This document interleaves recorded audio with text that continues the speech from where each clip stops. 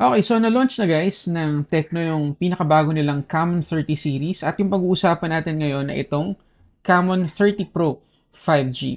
Ang presyo nito ay 19,999 pesos para sa 512 gigabytes na configuration at TikTok exclusive to guys.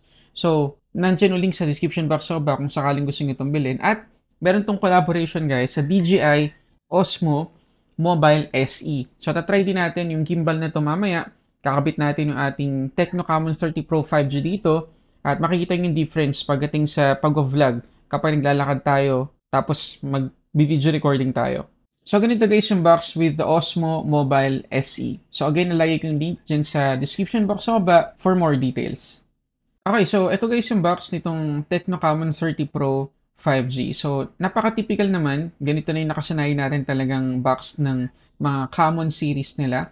So, makikita niyo yung malaking 30, tapos may Pro 5G, at nandito yung pinagmamalaki nilang Dimensity 8200 5G. Ultimate yan guys ha. Dimensity 8200 Ultimate 5G. Tapos, yung kanyang Sony IMX 890 na sensor para sa main camera. So, ito yung ating configuration, 512 gigabytes yung kanyang storage, 12 gigabytes yung physical RAM, at 12 gigabytes additional na MEM Fusion. So, in total, meron tayong 24 gigabytes of RAM. Sa likod, makikita natin iba pang top specs, pero iisa-isahin naman natin mamaya, so open na natin yung box. So, pag open, ang unang natin makikita ay yung ating Camon 30 Pro 5G na nakabalot. Tapos, yung kanyang balot, meron ding ayan, top specs. Okay? Kasama na dyan guys, so hindi natin maiwasang makita yung 144Hz na AMOLED. Grabe yan. So, nandito pala sa ating colorway guys ay yung Basaltic Black. Di ko sure kung tama yung pagkakapronounce ko. Tapos, kung sakali man na ayaw natin ito, meron tong lighter na colorway. Okay, ito siya guys. Yan. Ganda, di ba? And matte finish lang siya. Yan, yung malaking part ng likod niya ay matte finish. Meron lang tayong glossy part dito. Ayan, tapos yung kanyang camera module, glossy din. Ayan, napakaganda, napakasimple ng itsura niya. So, dito kapitin ng smudges, ng fingerprints, if ever, nagagamitin natin to ng walang case. Okay, so tabi ko muna to. Tingnan natin tong ibang laman ng box. So, meron tayo ditong document sleeve. Siyempre, nandito yung ating ayan, case. Okay, meron tayo ditong tempered glass. Tama ba? Tempered glass ba to? Ay, di. Ano to? Yung kanyang documentation, yung pang-apply ng kanyang tempered glass. Ito pala yung tempered glass. Ito yung warranty card. Ito yung tempered glass. Yan.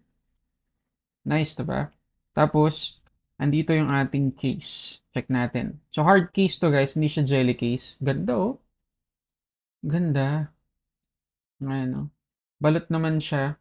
Ayan guys. Maliban sa ilalim, the rest naman ay balot. So, check natin ha. Tingnan natin kung anong itsura ng ating Camon 30 Pro 5G kapag may case. Yung texture pala nung likod niya o nung case niya, parang ano, parang leather. Ayan, no? Kita niyo ba? Galing, oh. Ganda. Mas gumanda yung phone. Nice. Okay? Tapos, andito yung ating 70 watts na charging brick. USB-A pa rin yan. Yung ating SIM ejector pin. Tapos, nandito sa ilalim yung ating USB-C to USB-A cable. Okay, so balikan natin guys itong Tecno Camon 30 Pro 5G. So again, ito yung itsura niya kapag merong hard case. Ayan. Ganda. So tanggalin ko muna, pakita ko sa inyo yung bawat side nitong phone. So flat naman guys yung bawat side niya, tapos may pagka-glossy. Ito yung volume up and down buttons natin, tsaka power lock button dito sa may right side. Sa may left side naman, ayan. Makinis na makinis guys. Wala tayong kahit anong button na makikita dito. Tapos dito naman sa may top part, makikita natin yung ating secondary microphone, secondary speaker, at yung ating IR blaster. Tapos dito naman sa may ilalim, yung ating main speaker, USB-C port, main mic, at yung ating SIM tray. Silipin natin yung SIM tray. Okay, so ito guys yung SIM tray nitong Tecno Camon 30 Pro 5G. Ayan, dual SIM lang siya guys. So good thing na 512 gigabytes na yung internal storage niya. So hindi naman na tayo kakapusing yan.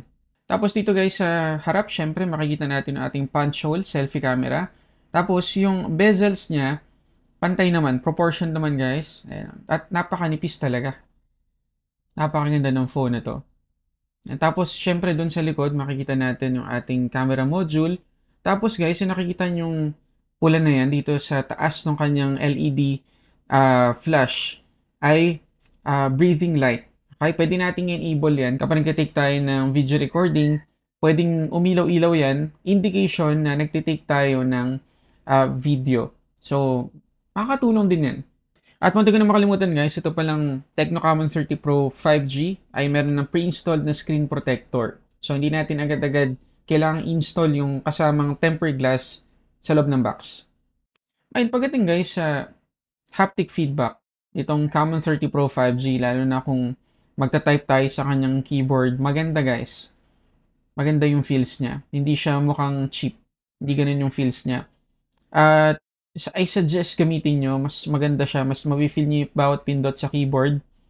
And about naman dun guys, sa kanyang dual speakers, naka Dolby Atmos na siya guys. So maganda talaga yung sound, maganda yung timpla, maganda yung separation ng left tsaka right.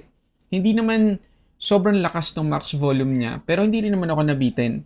At kahit pa naka-max volume tayo, hindi distorted yung sound na maririnig natin dito sa phone. So talagang mag-e-enjoy tayo, lalo na sa media consumption. Ngayon, pagdating naman guys sa kanyang display, naka 6.78 inch AMOLED tayo dito, 144Hz yung max refresh rate, Full HD Plus yung kanyang resolution, at meron tayong 393 ppi.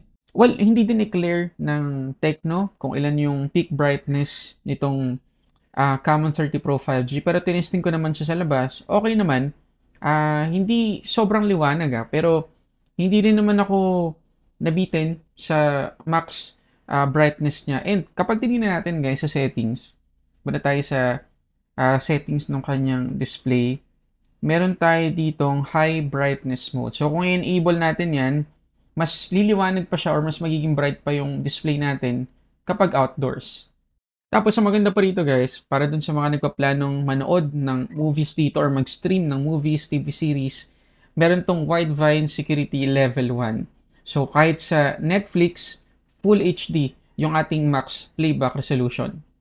Ito guys yung proof. Ayan, makikita nyo Widevine L1, Full HD yung max playback resolution. Ngayon, pagdating naman guys sa behavior ng kanyang refresh rate, 144, bababa siya to 120. Kung minsan, bababa siya to all the way to 60 Hz. Pakita ko na lang sa inyo.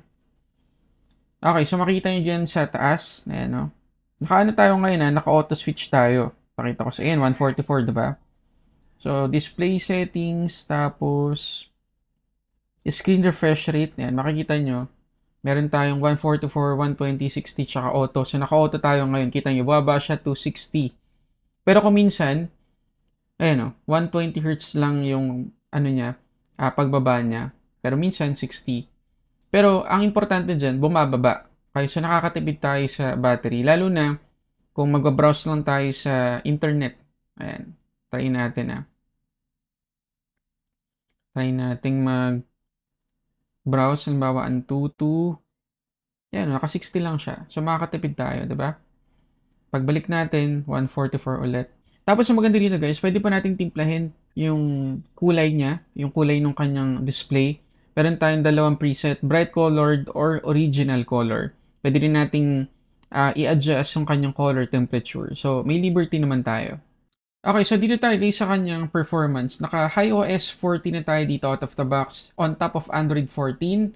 Dimensity 8200 Ultimate 5G yung kanyang chipset. 12GB LPDDR5 yung kanyang RAM. At 512GB na UFS 3.1 yung kanyang storage. At kagaya nung nakita nyo sa box kanina, meron tong MEMFusion or virtual RAM.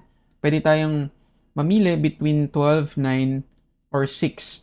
Pero sa totoo lang, in-off ko na lang kasi ang laki na ng 12GB. Kasyang-kasya na yan sa everyday na mga application natin. Medyo excessive na. Para sa akin nadagdagan pa siya ng additional 12GB na virtual RAM. At meron pang epekto sa performance ng kanyang virtual RAM. Pakita ko sa inyo. Ito guys, kapag naka-on yung kanyang MEMFusion, 929,805 yung nakuha nating score. So try nating i-off ngayon. Ayan, naging 937,000 na, 889. So malaki-laki yung ginamp sa performance kapag naka-off yung kanyang MEMFusion. At hindi lang yan. may epekto rin sa battery performance yung Memfusion. Abangan nyo yan mamaya. So yung 900,000 plus na Antutu score nitong Camon 30 Pro 5G, malaki-laki yung sinasabi niyan sa atin. Ibig sabihin, kahit ano pang mga applications or mga games, iba to natin dito, for the most part, talagang kakayanin ng phone na to. Pakita ko sa inyo maya-maya. Pero, doon muna tayo sa thermals. Okay, so ito guys yung result ng ating wildlife stress test. So, doon sa kanyang battery, after nung buong test, nabawasan tayo ng 11%.